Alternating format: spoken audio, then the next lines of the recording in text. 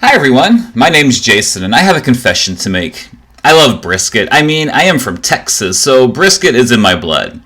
If you're not familiar with brisket, it is one of the toughest pieces of meat that you could ever put on a smoker. It has a lot of hard fat, the meat grains go in different directions, and it comes from one of the most used muscles on the cow. When it comes to meat, it is really not for the faint of heart. Either your brisket comes out amazing or a horrible, dried mess. There is one secret to smoking a brisket, and that secret is called slow and low. You put your brisket on your smoker at a low temperature, usually around 225 to 250 degrees Fahrenheit. And depending on the size of the brisket, it will be on the smoker anywhere between 8 to 25 hours. Yeah, I know it's a long time. Now, you may be wondering to yourself, who in their right mind would want to sit outside and watch a piece of meat smoke in a smoker for that long? What kind of crazy person would do this? Me, I am that crazy person.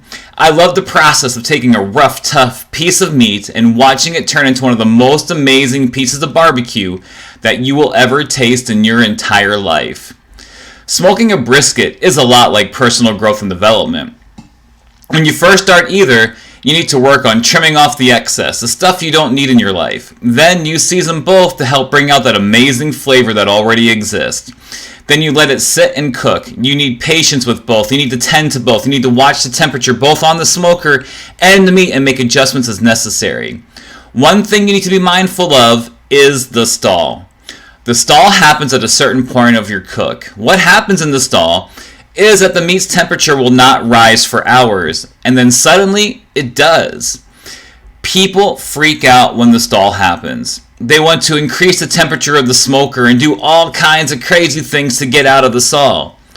But the secret to the stall is to trust the process and let it cook through. Just like when you're growing, you're going to stall. You're going to reach a point where you feel like you're not growing. Don't freak out. Trust the process. You will get out of the stall. Aaron Franklin is one of the greatest pit masters of all time. People go to his restaurant in Austin, Texas, hours before it opens to eat the barbecue that he has smoked. Some people once asked him, "How do you know when the brisket is done? How long should it stay on the smoker?" He replied, "Brisket is done when it's done."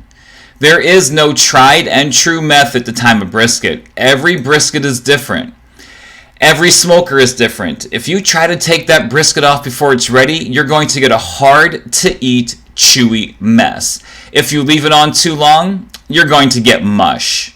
Personal growth is the same. You need to watch your growth, tend to your growth, and not stop growing. If you stop before you're ready, you haven't really grown.